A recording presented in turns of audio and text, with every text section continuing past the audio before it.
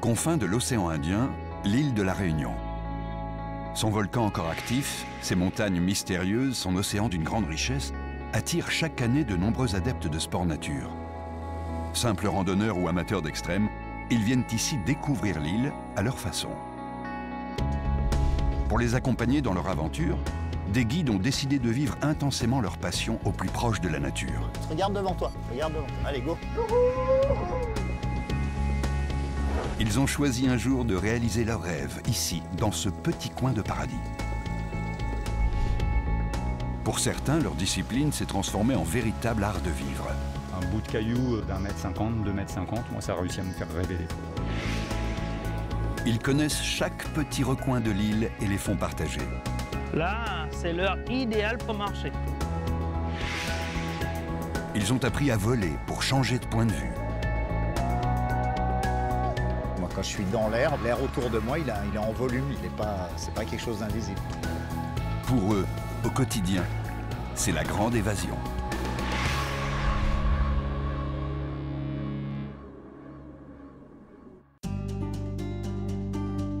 Département d'outre-mer français, l'île de la Réunion est souvent surnommée l'île intense ou l'île magique. Surnom flatteur, sans doute dû à ses paysages spectaculaires. Elle est située ici, à 2500 km à l'est de l'Afrique du Sud, entre les îles Maurice et Madagascar, juste au-dessus du tropique du Capricorne. Ce petit caillou perdu dans l'océan ne dépasse pas à vol d'oiseau les 50 km de large. Malgré sa très petite taille, on y trouve une grande diversité de paysages. Grâce à une particularité, elle est de formation volcanique. Le piton de la Fournaise est aujourd'hui un des volcans les plus actifs de la planète. Régulièrement, il se réveille en déversant sa lave au sud de l'île. Au cœur de la Réunion, le plus haut sommet de l'île, le Piton des Neiges, est endormi depuis 10 000 ans. Il est à l'origine de ces décors chaotiques. L'île est sur la route des alizés, un vent d'est régulier de basse altitude. Cette circulation d'air quasi continue, associée à une météo favorable, a fait de la Réunion une destination privilégiée pour les amateurs de vol libre. Vous ne trouverez ça nulle part ailleurs, c'est uniquement ici, à La Réunion. Après avoir été un des pionniers du deltaplane en métropole, Éric Gentelet est aujourd'hui instructeur de parapente sur la côte ouest de l'île. Il est venu ici pour une seule raison, voler et transmettre sa passion. C'est bien plus haut que je l'imaginais. Ce n'est pas pareil qu'à Cape Town, c'est plus haut. Mais vous verrez, c'est plus tranquille. La vue est formidable. Ça va être un moment spécial. Quand on vole en tandem, on a une aile plus grande. Si je volais tout seul, je serais dans les 23 à 24 mètres carrés. Celle-là, elle fait 42 mètres carrés. On va partir face au vent. Le vent n'est pas très fort. C'est parce qu'on court qu'on s'élève. Il va falloir courir pour gagner de la vitesse.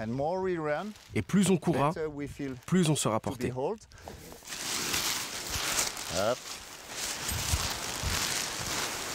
Je déploie mes ailes.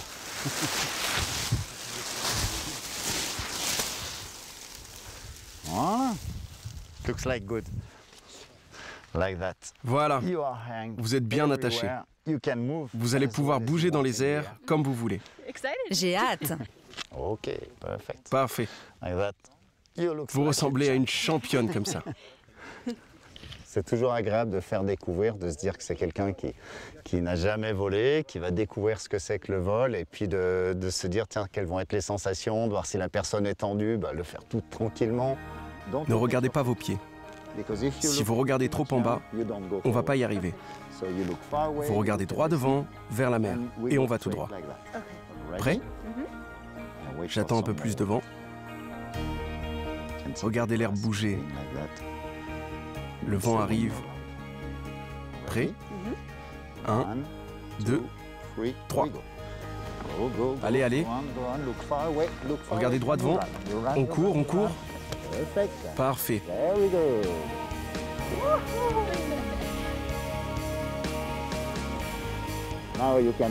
Maintenant, vous pouvez vous asseoir. Parfait.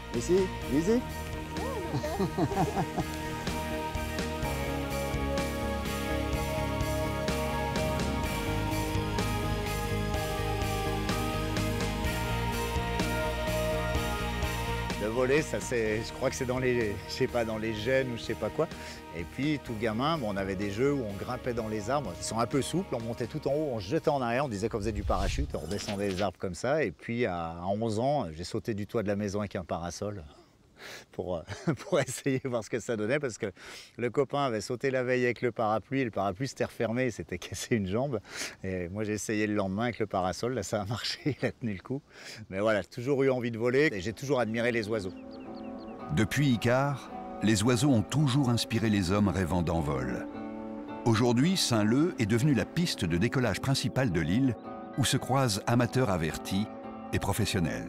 Le vol libre est devenu une activité accessible grâce à l'évolution du matériel, plus léger et plus performant. Et ici, les conditions de vol sont exceptionnelles. Alors là, on est aux 800 mètres très connus de Colimaçon, où on organise régulièrement des compétitions. C'est un site qui est mondialement connu parce que c'est exceptionnel, on peut voler plus de 300 jours par an en moyenne.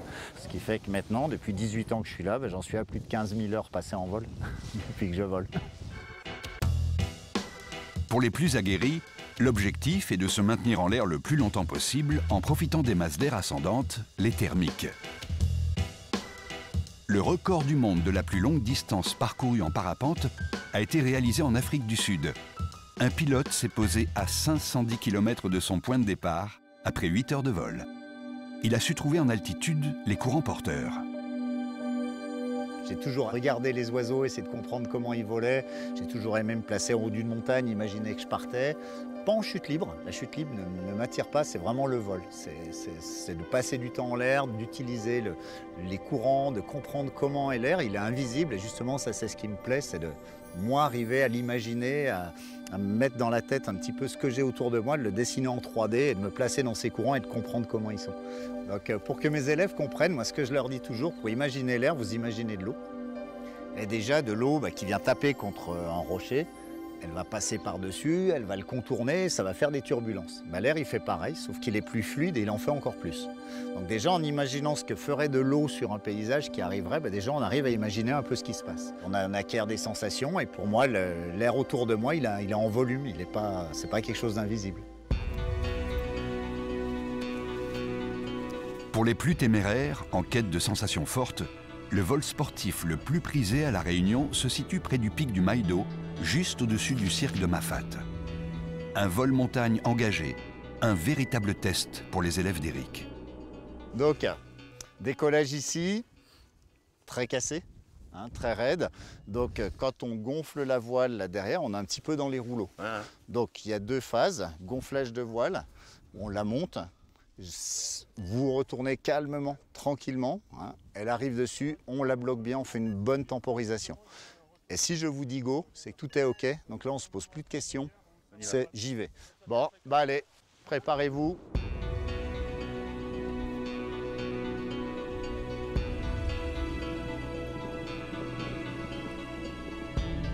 Là, je suis venu avec des jeunes qui faisaient ce vol pour la première fois. Le décollage, on gonfle l'aile. C'est-à-dire en 3 mètres, il faut qu'on monte le parapente au-dessus de la tête, qu'on le maîtrise, on sent que ça y est, il nous porte.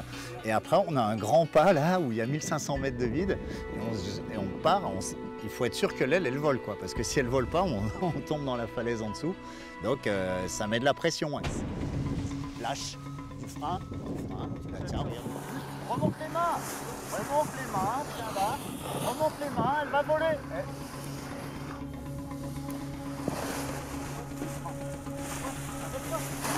Ils sont arrivés, ils ont vu les autres se faire soulever devant nous, monter à 2-3 mètres alors qu'ils avaient fait que 2 pas et être comme ça, ils se disaient waouh, qu'est-ce que ça va donner, est-ce que je vais gérer ça? Parce que le problème c'est qu'on a une falaise à 90 degrés, l'air il tape ici, il monte à la verticale, donc il passe devant nous fort, mais nous on est 4-5 mètres en arrière, on n'a rien, on a de l'air qui passe là. Donc au moment où on se met en route, notre parapente se soulève et là tout d'un coup il mord dans l'air et là ça nous soulève à la verticale et ils n'ont jamais eu ça avant. Ne me tiens pas. Tiens-le. 2,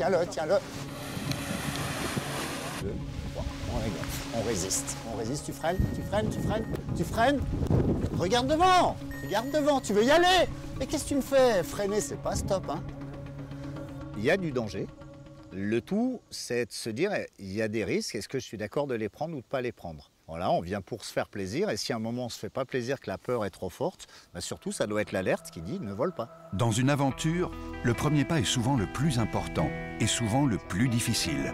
Car c'est le moment fatidique où il faut prendre sa décision sans se retourner pour s'élancer vers d'autres horizons. Là, elle monte.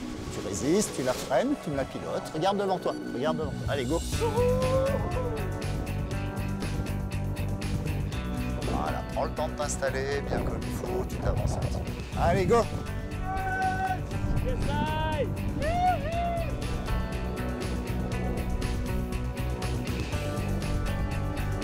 Et c'est parti. Tu la tiens, tu t'avances un petit peu.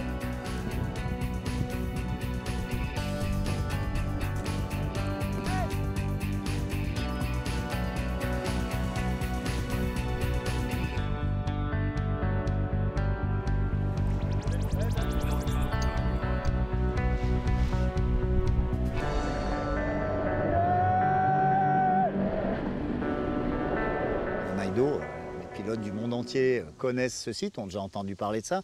C'est un peu comme pour les surfeurs d'aller à Hawaï sur Jaws ou des choses comme ça. Ben, le Maido fait partie de ces sites mythiques où voilà, les pilotes sont fiers de dire « j'ai volé au Maido ». Une fierté qui peut se lire dans le regard de ceux qui ont eu le courage de s'élancer dans le vide et d'atterrir 1 heure plus tard dans un lieu inconnu au départ. Pour Eric, c'est le plus beau des cadeaux. Et c'est pour vivre des moments comme celui-ci qu'il est venu sur l'île, il y a 18 ans déjà. Mais son plus beau souvenir reste la rencontre avec les Lorettes. Une famille de Saint-Gilles-Léo, voisine de sa première école de parapente. Dès le premier jour que je suis arrivé ici, j'ai vu ce grand gaillard-là, Herville, qui m'observait. Voilà. En fait, il voulait apprendre à voler, donc il a essayé un peu. Et puis on a fait un échange où il nous coupait l'herbe, il entretenait la pente-école. Et en contrepartie, bon, on lui a appris à voler à lui, à 2 de ses filles, qui se sont bien mis au parapente. Puis le premier grand vol d'Herville, il n'est pas arrivé à la bonne plage. Parce qu'en créole, la gauche et la droite, ça n'existe pas. Soit tu vas en bas, soit tu vas en l'air, mais tu ne vas pas à gauche ou à droite. Donc pour le guider, ça a été un peu compliqué. J'étais content de voler.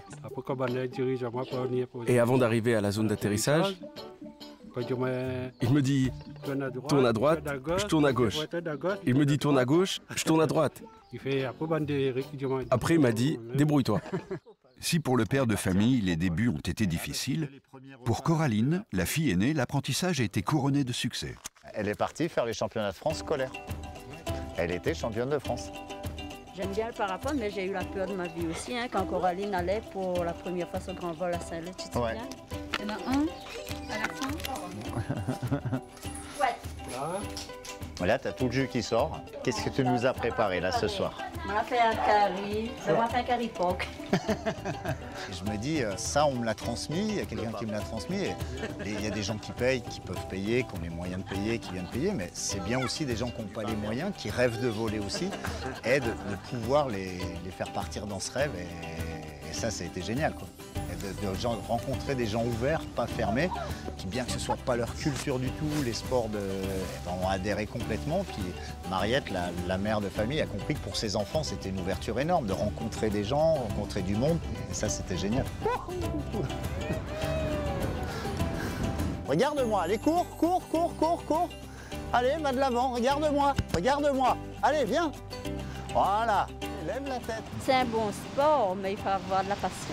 Si on n'a pas de patience, on n'a pas de courage. Hein. Les deux, ils marchent avec. Avec les conseils d'Éric et avec de la patience, la famille Lorette, grâce au parapente, a pu découvrir une autre vision de l'île. Le plus vieux rêve du monde, celui d'Icare, semble éternel pour ceux qui un jour se sont réellement envolés.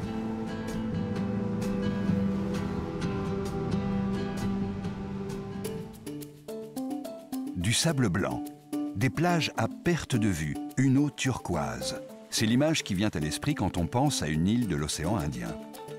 Mais la Réunion est une île sauvage. le long de ses 210 km de côte, elle propose plusieurs visages. La côte est, au vent, est escarpée, rocheuse, composée de falaises. La côte ouest, quant à elle, est à l'abri des alizés et sous la protection d'une barrière de corail très proche de la côte. En 2007, pour préserver cet environnement, une réserve naturelle est créée sur 40 km de littoral. Seuls les plongeurs y sont autorisés. Aux portes de cette réserve, Saint-Gilles-les-Bains. Cette petite station balnéaire est devenue le point de départ de nombreux centres de plongée. C'est ici qu'Yves Régnier accueille depuis 20 ans les plongeurs du monde entier, professionnels venus filmer la faune sous-marine ou bien amateurs en cours de formation. On va refaire un petit point quand même pour la plongée de ce matin. Ça fait, tu m'as dit, plus d'1 an que tu n'as pas plongé. D'accord. Tu prenais ça, il me semble? Oui. Tu te rappelles comment on vérifie? Oui. Tiens, je te laisse faire.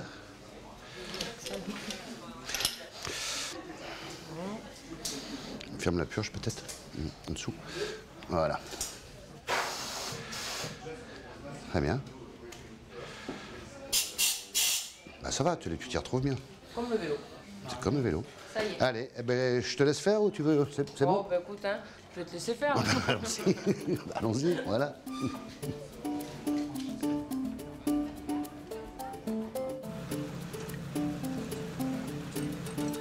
On y va tranquillement. La plongée est un sport de feignant. Sinon, j'aurais fait autre chose.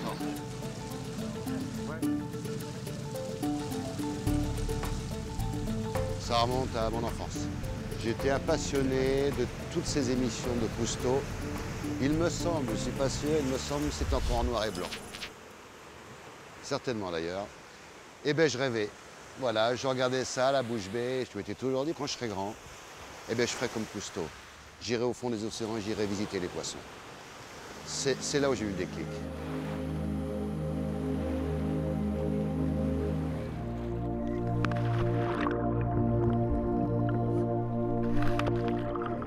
Je cherchais une découverte, un petit dépassement de soi, une aventure, quelque chose un peu hors du commun, parce que plongeur n'est pas une activité lambda qui se propose comme ça, qui s'improvise, ça s'organise, ça se prépare, ça se travaille, il faut se former. Rappelle-toi que ça n'existe pas, hein, ça va à moitié. Hein. Non, c'est oui, ça va, ça va pas. Donc, toi, moi, toi, tu montes, toi, tu descends, là, stop. D'accord ? Fin. Fin de l'action qui est en cours, fin de l'exercice, fin de la balade, on n'est pas tout explore, fin de la balade. On ne peut pas, comme ça, du jour au lendemain, dire on va aller plonger à 20 mètres. Ce n'est pas concevable, ce n'est même pas prudent, on va dire. Dernière consigne de sécurité pour les plongeurs du club avant d'entreprendre le voyage vers les profondeurs. Un monde sans air, où la connaissance du langage des signes est primordiale, voire vitale. En plongée, l'équation est simple. Moins on consomme d'air, plus le voyage sera long. On a quand même quelque chose qui est quand même très spécifique à La Réunion.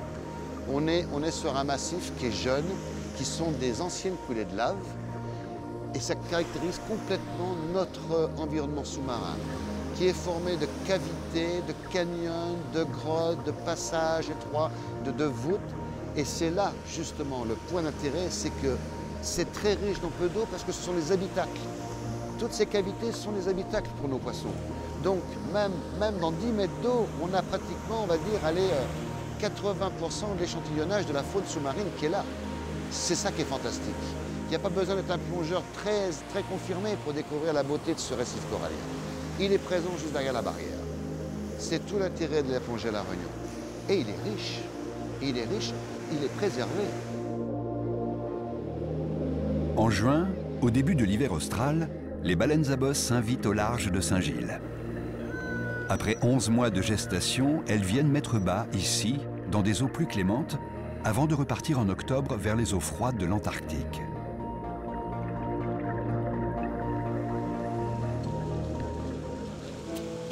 Mers et océans occupent les 3/4 de notre planète. De son équilibre dépend notre survie. C'est en guidant les plongeurs vers les richesses des fonds marins qu'Yves tente aussi de démontrer leur fragilité. S'il te plaît, attention au coraux. Le corail, je te rappelle, il est aussi vivant, il peut être mou, il peut être dur. Regarde bien, prends des parties neutres. Si tu as besoin à chaque côté de toi, je peux t'épauler, hein, n'hésite pas. Et s'il te plaît, n'oublie pas que tu as tes palmes derrière qui peuvent aussi toucher l'environnement dans notre milieu corallien. Donc sois prudent, prends ton temps, on est là, on prend le temps. Hein. On va y aller tranquille. Là. Isolo, je te laisse faire. On se retrouve en surface. Ok, parfait. On est très prudent, on est très attentif et très attentionné pour pas qu'il abîme ce milieu fragile. Il est très fragile ce milieu. C'est là que c'est important. Il faut passer un message parce que malheureusement, on a vite fait d'abîmer, on a vite fait de détériorer, on a vite fait de changer les comportements même.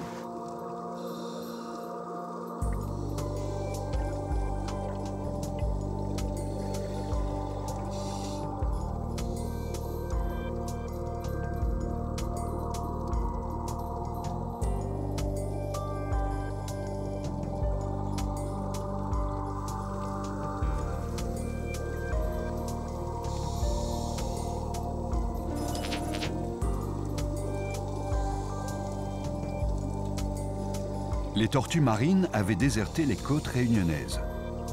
Depuis la création de la réserve, elles sont aujourd'hui de retour et en nombre, preuve que rien n'est irréversible. En quelques années, la Réunion est redevenue une terre d'asile pour ces migrantes du fond des mers. Un lieu de passage obligé pour ces aventurières au long cours qui peuvent parcourir des milliers de kilomètres par an avant de revenir sur la même plage de ponte, bouclant ainsi un cycle de vie bien fragile. Il y a toujours le petit côté mystique et aventure de la plongée. Donc du jour au lendemain, même sur un site de plongée que je connais parfaitement, j'ai toujours une découverte. Et je cherche une découverte, bien sûr. Et je m'en lasse pas.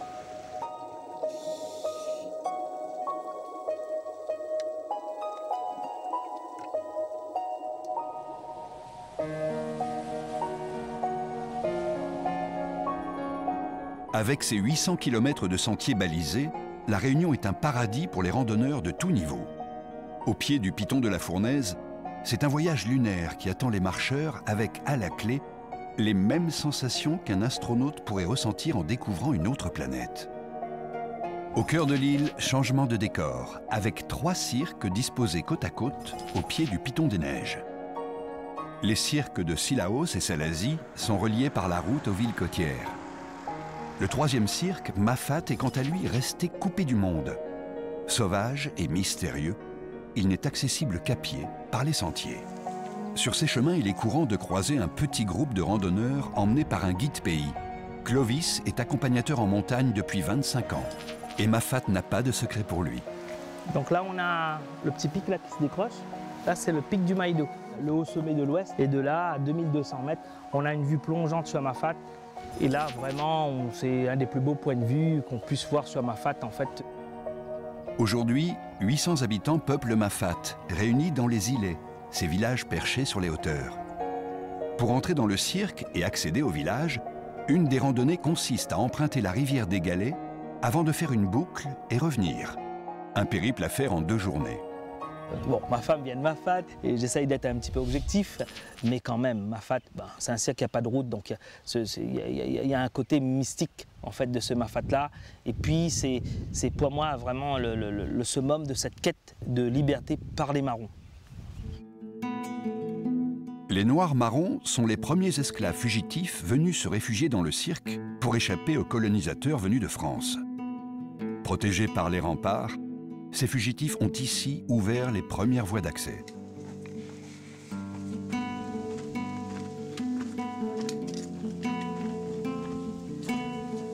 Cette montagne-là qui fait une espèce de pyramide en fait. C'est lui le Simandef en fait. Donc là, il domine vraiment. Donc lui, il est l'image même du marron de Mafat en fait, du chef marron de Mafat. Donc Simandevi veut dire là-haut celui qui ne veut pas être esclave. Tu vois. Donc c'est l'insoumis quoi en fait. Celui qui ne veut pas être esclave, ne veut pas être enchaîné. Là, c'est l'heure idéale pour marcher. Quand les chaleurs sont parties, c'est l'heure idéale pour marcher. De nos jours, Mafat n'est plus un sanctuaire pour évader. Les Mafatais, en toute liberté, ont décidé d'y rester sous la protection du Simandef.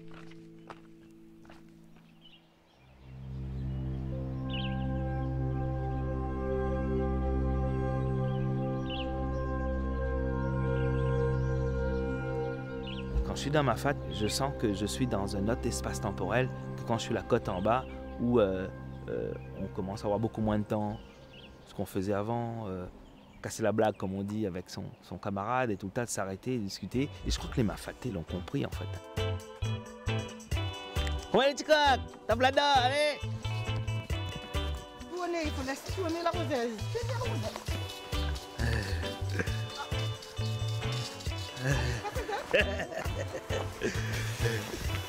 Non, mais ça attend longtemps, puis alors avant de tourner là.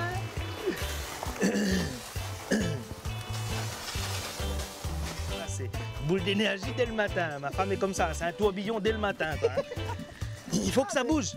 Hein? Dans ma femme, c'est toute molle le voilà. matin. Là, les femmes à fat bougent. Peut-être pas toutes, mais. Surtout à ma fat, il faut que ça bouge parce que si tu bouges pas, comme dit Lucie, t'es molle dans ma fat là, tu donnes pas cher de ta vie en fait. Hein, donc, oui. La santé, ça vient de là. Là, on est d'un bon pas, des fruits.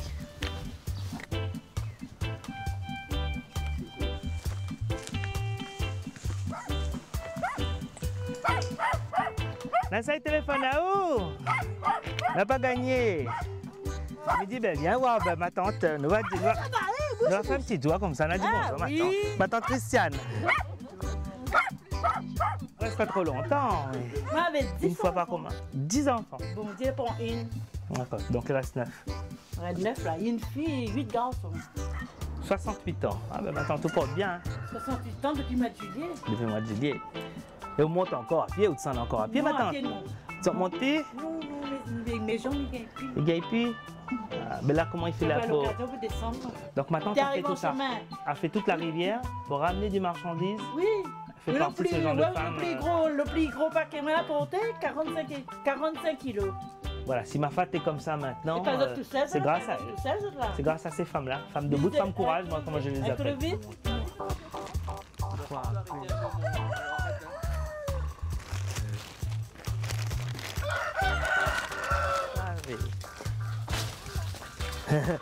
Ah oui, ma tante est efficace. Ah, les oranges de ma fat, ça, on en a du jus de ça. Allez, ça, les doux. C'est bon ma tante, ça va aller. Parce qu'après, il faut porter. Ah, comment elles sont juteuses. Nous d'elle. Ah, où c'est le belle-sœur? Ben. Il y a un esprit mafaté, il y a une simplicité que j'ai réappris de côté de ces matantes qu'on a vues là, ces grands-mondes, ces anciens.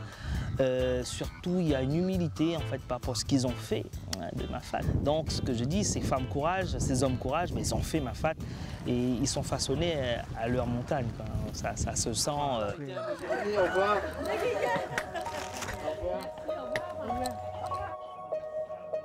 Jusqu'à la semaine prochaine.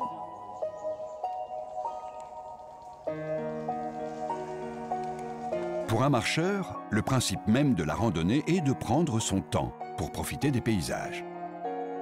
Mais pour les jeunes mafatés qui désirent se déplacer d'un îlet à l'autre, la marche se fait à un autre rythme. De nombreuses courses de montagne sont organisées à La Réunion, dont la plus célèbre est la Diagonale des Fous. 173 km à travers l'île, avec un dénivelé positif de 10 000 mètres, parcouru en moins de 25 heures par les meilleurs coureurs. Ces raids ont eu un très fort impact sur les jeunes réunionnais, et notamment les mafatais. Vous avez le champion de trail de l'Îlette, là. Ah, c'est vrai? Ah oui, c'est le champion de trail presque toute catégorie, Jean-Pierre. Des fois, il arrive, on m'entraîne pour aller dans un touriste, pas dire oh putain, mais il est fou ce mec, il est malade quoi. Enfin, nous peut-être, nous ne rendons pas nous compte de ça, mais c'est peut-être dangereux, c'est vrai, si on tombe ou sinon là, c'est vrai, c'est dangereux quoi, mais enfin, nous ne rendons pas nous compte de ça quoi. Ben, on pose votre question. Ben, le Piton des Neiges, 5 fois vainqueur. Je veux dire, si les 10 dernières années, moi avec mon frère quoi, hein, il a fait 4 victoires, moi 5. Ça fait que, voilà quoi, c'est... Et en temps? En temps, c'est 1h45. En règle générale, on fait 2 jours, hein, Piton des Neiges. On monte au jet, on dort et puis on le fait le lever de soleil, on redescend. Donc, tu vois, à peu près... Ça fait quand même 1700 mètres dénivelé. D'accord. Sur à peu près 15 km, quoi, 13 km. Donc ça fait déjà, moi en guide de montagne, je trouve ça énorme. Alors en courant 1h45, ça dépasse l'entendement. Parfois, je me rencontre plein de gens, je dis ouais, c'est quoi le secret ou je sais pas quoi. Ils me disent non, moi, il n'y a pas de secret, quoi. Il faut mettre basket et puis courir, quoi. Je pense que ça, c'est notre force. Une île qui fait 90 sur 70 de large, avec une centaine de microclimats. Donc on passe vraiment de la forêt primaire au désert du volcan, en passant les paysages tortueux dans Mafate, quoi. Donc vraiment, en si peu d'espace, il n'y a rien de monotone. Toutes les randonnées qu'on fait à travers les cirques et le volcan, rien ne se ressent.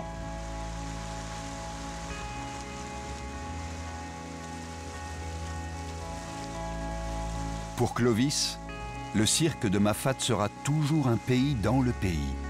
Un endroit exclusivement réservé aux randonneurs, car pour lui, Mafate se mérite.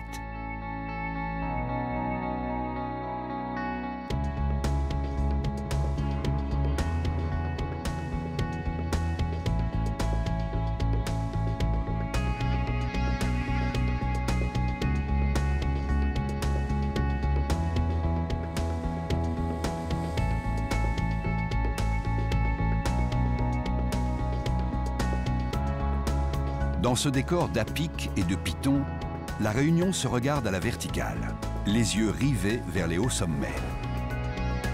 Les vertigineux remparts qui délimitent les cirques ont d'ailleurs été classés au patrimoine mondial de l'UNESCO. Mais ces parois et ces blocs de roches attirent une catégorie de sportifs familiarisés avec le vide, les grimpeurs. Greg est moniteur d'escalade et Didier, vice-champion de France de la discipline. Pour eux, une journée ordinaire commence toujours au pied d'un rocher.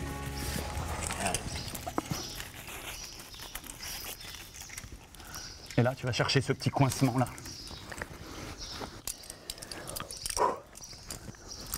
Hop. Petit mouvement dynamique pour s'en sortir un peu vite, quoi. Petit coincement de genou.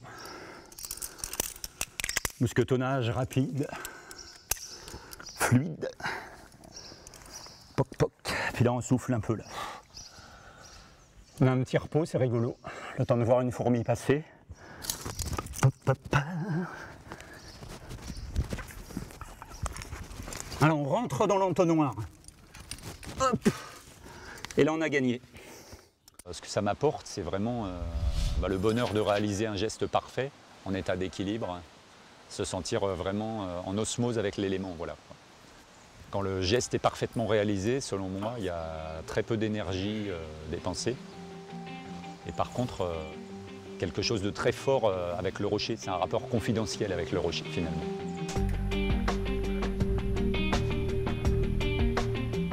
L'objectif pour les grimpeurs est d'arriver au sommet. Et surtout de mémoriser le chemin d'accès. Ainsi, à l'avenir, cette voie pourra être répertoriée, classée et notée selon sa difficulté. Ce qui permettra aux autres grimpeurs de pouvoir relever le défi ou simplement de connaître son vrai niveau. Pour les deux hommes, le bonheur de finir une voie est toujours le même. Ici, juste sur le site, là, il y a à peu près une soixantaine de voies. Rayon Gamma, c'est le nom de la voie qui est au-dessus. Bon, des fois, c'est de la culture cinématographique, des fois, c'est un mouvement qui rappelle le dernier bouquin qu'on a lu. Des fois, c'est quelqu'un à qui on a pensé très fort à ce moment-là. Tu vois, là, par exemple, Mawashi, en karaté, c'est un mouvement où on lève la jambe très haut. Et là, c'est un peu ça, en fait. On a la main là, il faut vraiment lever la jambe. C'est important de référencer les choses un minimum. Ouais. Un bout de caillou d'1,50 m, 2,50 m, moi, ça a réussi à me faire rêver des fois. Parce que tu fais un mouvement tellement extraordinaire que tu vas réussir peut-être qu'une fois après l'avoir travaillé 2000 fois. Que le jour où ça passe, ces conditions, on appelle ça l'état de grâce, quoi. Ça va voilà, c'est ici, là, c'est coincement de poing, comme ça, tac. Une marque en face. On ramène comme ça, et là on retourne la main, comme ça. Là pour ramener les pieds, on coince vaguement l'avant-bras comme ça. Tac, après on retourne la main. On a un pied là, on coince le genou, on a la tête en bas. Et rigolo, là c'est du plaisir, c'est ce qu'on appelle le déchiffrage. On déchiffre en fait ce coincement. Le problème posé par la roche et on essaye d'y trouver une solution.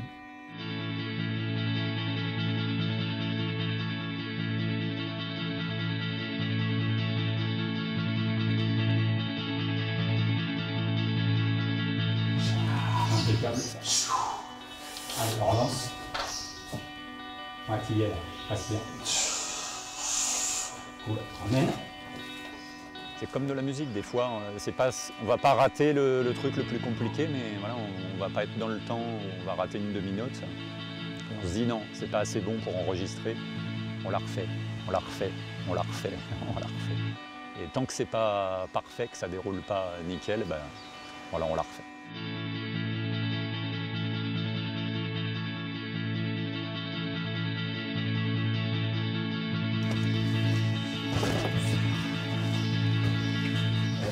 La version soft. Une voix très dure pour l'enchaîner, ça va peut-être prendre des fois 2 ans, 3 ans, 4 ans. Et ça, là-dessus, je pense que je peux arriver à avoir une certaine avance par rapport à beaucoup de grimpeurs.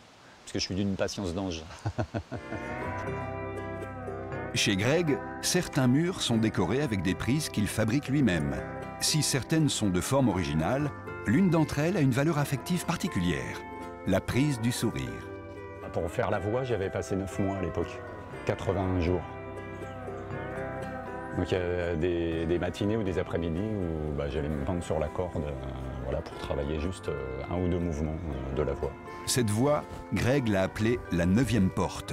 C'est la voie la plus difficile de l'île. Si d'autres auraient sans doute abandonné tout espoir de tenir cette prise du bout des doigts, chez lui, ne jamais renoncer est sa façon d'appréhender l'escalade.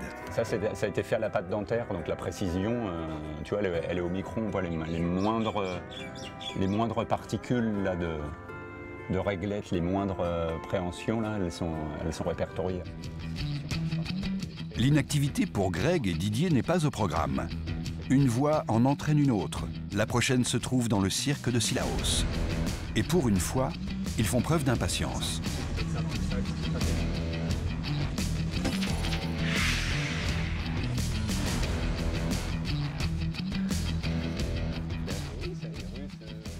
Déjà, quand tu es marmaille, en général, tu grimpes un peu partout, aux arbres, sur les rochers que tu trouves. Mais c'est vrai qu'à La Réunion, on a cette chance-là d'avoir plein de ravines, d'avoir du caillou un peu partout. Et c'est vrai que quand on était gamin, on grimpait déjà. Tu as le regard du grimpeur, quoi. Ah, ça se grimpe, on va essayer. Allez, hop. Bon, là, à 40 mètres, on a une voie qui fait 25 mètres, là. Il n'y a personne. Ça fait haut quand même, hein.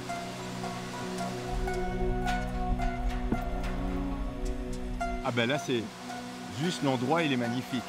La voie, elle est belle. Et ouais, ça va être génial. Ça va être une bonne après-midi. Le long de la cascade Bras-Rouge, Innocence. Une voie ouverte par Sam Elias, un grimpeur américain en 2013, et qui n'a jamais été refaite depuis. Pour les 2 hommes aujourd'hui, l'objectif est simple. Il s'agit de faire connaissance avec la roche. Une répétition pour le moment, un moyen de repasser sur les traces de l'ouvreur et de repérer les passages difficiles. La grimpe à La Réunion se fait principalement sur du basalte, un rocher très lisse.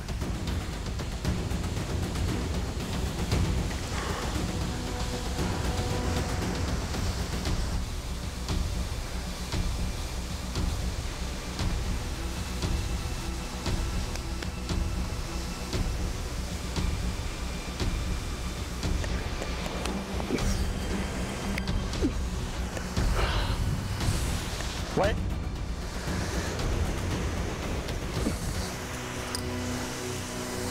Ah, c'est bon ça. C'est pas gagné, hein, c'est dur, c'est aléatoire, quoi. Si le grimpeur semble seul face à sa voie, l'escalade en réalité se pratique en duo. Dans l'ombre, le binôme est là pour assurer, voire rassurer son alter ego. Il est super motivé et il a une connaissance du rocher exceptionnelle. Donc voilà, quoi, il t'apporte la motivation, il t'apporte l'envie, il t'apporte un tout, quoi, au final. Avec lui, c'est allez, on y va, on va brosser les prises, on va trouver les méthodes, fais ci, fais ça, et au final, on avance, quoi. Donc c'est super.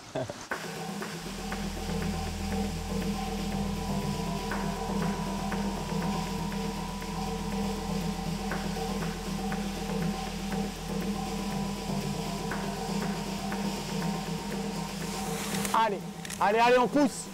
On pousse. Allez.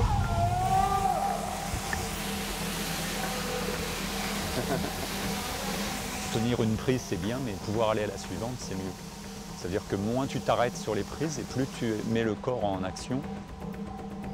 et plus ça marche. Donc là, l'image, c'est quoi? C'est le métronome. Tac, tac, tac, tac. On est dans un rythme, en fait. Plus tu accélères ce rythme, moins tu passes de temps dans la voix, plus tu peux aller faire des voix longues automatiquement.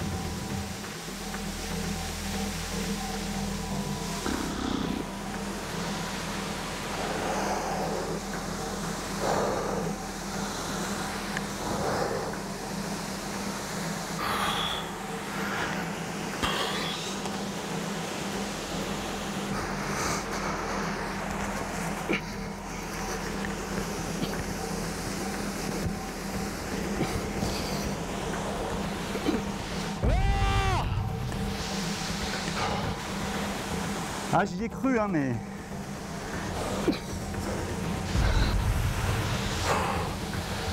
Ah, c'est exténuant, là, cette poussée de jambes sur rien. Ça, on en a la tête qui tourne, quoi. Ma philosophie, c'est qu'on a trouvé une belle voie et que de toute façon, si ça ne fait pas demain, ça fera après-demain. C'est quand même pas extrême au point de nous résister des années, quoi. Et surtout, les mouvements sont magnifiques à faire dedans. Je me suis fait vraiment plaisir dans les moves. Ils sont exceptionnels, ces endroits-là. On n'a pas... Ça. Oh là là là là, comme c'est beau. Bon allez, à bientôt. Good night.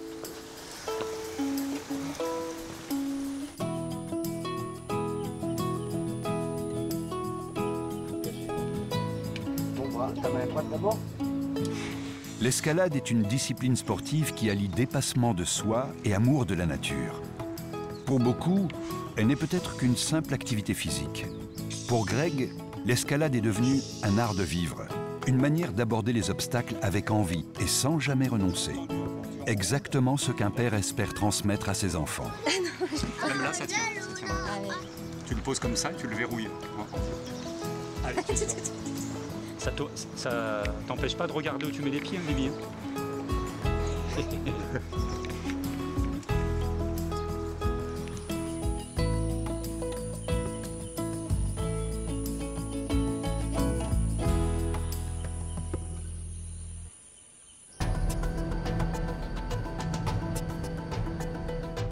L'eau est omniprésente sur l'île, autour bien sûr, mais aussi dans les terres. Ces rivières et cascades attirent en nombre les pratiquants de canyoning. Leur objectif est simple, suivre le cours de l'eau et prendre ce que la nature offre comme chemin. À l'heure actuelle, plus de 270 canyons ont pu être ouverts sur l'île. Et la majeure partie d'entre eux sont vertigineux. Dans le cirque de Salazie, Ravine Blanche est une des cascades les plus emblématiques de la Réunion. Mais personne n'aurait pu imaginer que cette chute d'eau pouvait en cacher une autre, juste à côté, sauf un authentique explorateur. Aymeric Bocheron est spéléologue de formation et guide de canyon à La Réunion. En 2007, il prend la tête d'une expédition et fait une découverte majeure. J'ai vu que derrière l'arête, là-haut, il y avait une cascade qui sortait juste derrière Ravine Blanche. Donc on a fait des photos d'hélico, on s'est rendu compte que c'était quasiment 700 mètres d'étroiture d'affilée. Et donc après, on a cherché l'accès pour aller là-haut. Et puis l'expé d'ouverture s'est faite, quoi. J'aime bien créer des nouveaux parcours. Et puis c'est une aventure, une ouverture quand tu sais pas où tu vas. Aymeric ouvre l'expédition. Équipé d'un perforateur, grâce à sa connaissance du rocher, il pose les points d'attache nécessaires pour sécuriser la descente le long de la cascade en crue. Il leur faudra 2 jours pour l'explorer en totalité.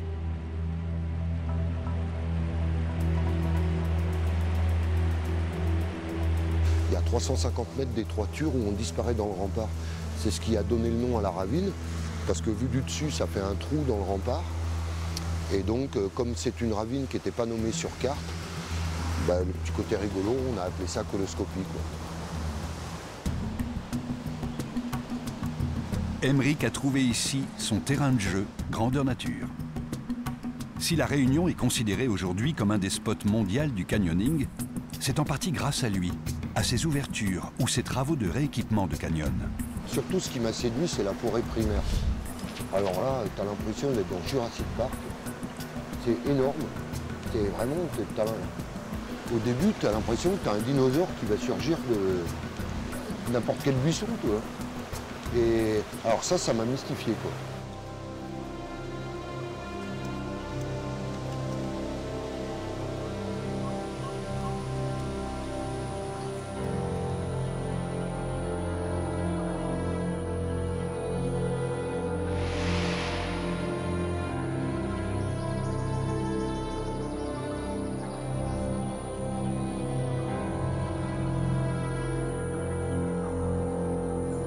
Tu as des endroits complètement inaccessibles. Le trou de fer, si c'est pas en hélico, ben, tu peux pas en voir la beauté, quoi. Autrement qu'en canyon. Le trou de fer est un des canyons les plus connus au monde. Un gouffre de près de 300 mètres de profondeur, entouré par des chutes d'eau qui font partie des plus élevées de notre planète. Le Graal pour des canyonneurs confirmés, ou en passe de le devenir après quelques heures de formation.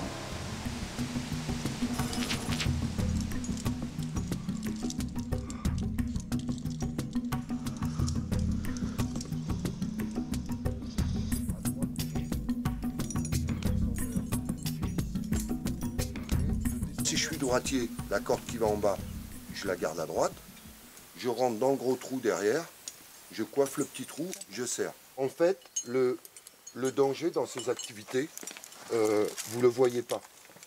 Hein, c'est-à-dire là où vous avez peur, c'est là où si on fait les choses correctement, on est en sécurité. Et là où vous faites les cons, c'est là où nous on surveille. Hein. Alors, une zone de danger, c'est la transition entre la main courante et la verticale. Ça, quand c'est mal fait, c'est problématique. Et à ce moment-là, vous avez juste à aller vous rasseoir dans le baudrier.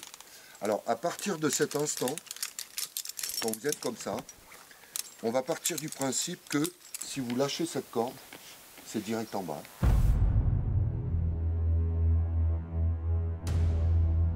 Les gens, eux, ils viennent juste pour faire un baptême canyon, une journée canyon, ils pensent qu'ils en feront jamais. Et quand tu leur dis d'entrer, tu lâches la corde, tu tombes, ben les gens ils ne comprennent pas. Parce que je pourrais m'en passer de ça. Mais je veux qu'ils soient participatifs. Tu as des gens, ils me reprochent cette franchise.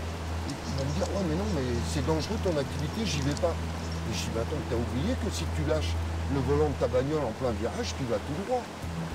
Alors que nous, justement, comme c'est des activités dites à risque, si c'est fait correctement, le pire est anticipé avant. Donc si tu fais que la moitié de ce que je te demande, ça me suffira, ça va passer quand même. Mais par contre, on annonce la couleur. On ne va pas à Disneyland. Voilà. On défait la dernière sécu. Hop. C'est parti. Mets tes deux mains là. Je les défais, je les défais. Okay. Tiens ta corde à deux mains. On ne fait pas du rappel à une main. Voilà. Ok.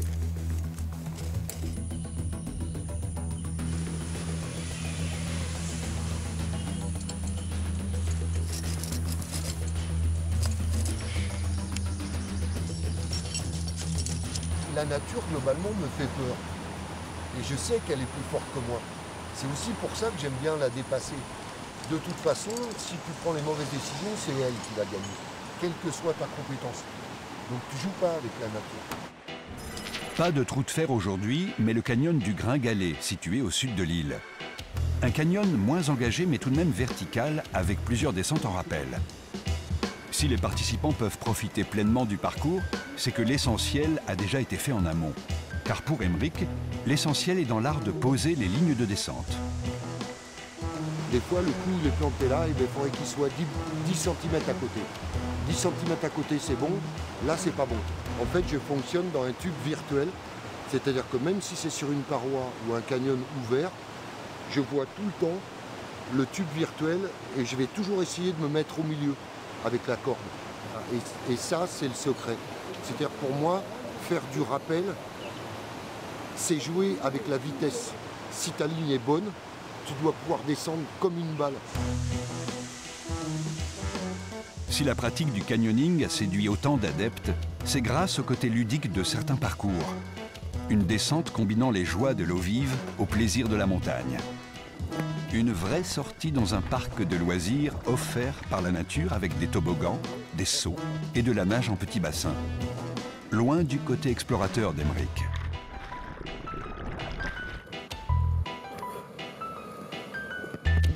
En fait, j'ai commencé à 10 ans. Mon père cherchait une activité pour son môme et puis il a goûté à la spéléo. Il s'est dit, oh, peut-être ça peut intéresser mon fils. Et en fait, premier week-end de spéléo auquel je participe, on m'envoyait dans tous les petits trous où les adultes ne passaient pas. Bah, quand tu as 10 ans, quand tu découvres un trou, bah, évidemment, tu es le premier, ça brille de partout. Tu te retournes dans la boue, il n'y a que tes traces de pompe. C'est magique, quoi. Pour retrouver ce côté magique, il faut se rendre au sud de l'île, au pied du piton de la Fournaise, là où l'île s'agrandit à chaque réveil du volcan. Les coulées de lave se jettent ici dans l'océan. À chaque éruption, le paysage subit une profonde transformation.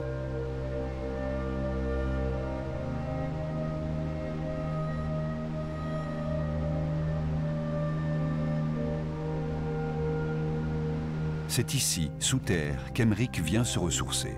Même si l'exploration d'un tunnel de lave n'est pas comparable à une cavité calcaire, Emeric y retrouve l'ambiance de ses premières découvertes. Pour lui, les spéléologues seront toujours les seuls explorateurs des temps modernes. Tu peux être un inventeur comme Christophe Colomb. Tu es beaucoup plus qu'un ouvreur. Même l'ouverture de coloscopie, certes, je l'ouvre, mais c'est cartographié déjà. La ravine, elle existe sur carte. Alors que la spéléo, tant que tu n'as pas découvert le trou, il n'existe pas. Comme Christophe Colomb qui invente l'Amérique. Donc tu es un inventeur, tu explores. À chaque virage, tu ne sais pas si ça va continuer. Il y a un leitmotiv en découverte. Le mec qui est devant, il crie aux autres derrière, ça continue. Et qu'est-ce que tu l'entends, ça? Tu arrives, c'est effondré, tu trouves le passage entre les blocs et tu entends, ça continue, ça continue, ça continue. Et ça, après la découverte, tu n'entendras plus ça. Ça continue, ça continue, ça continue. C'est magique à vivre.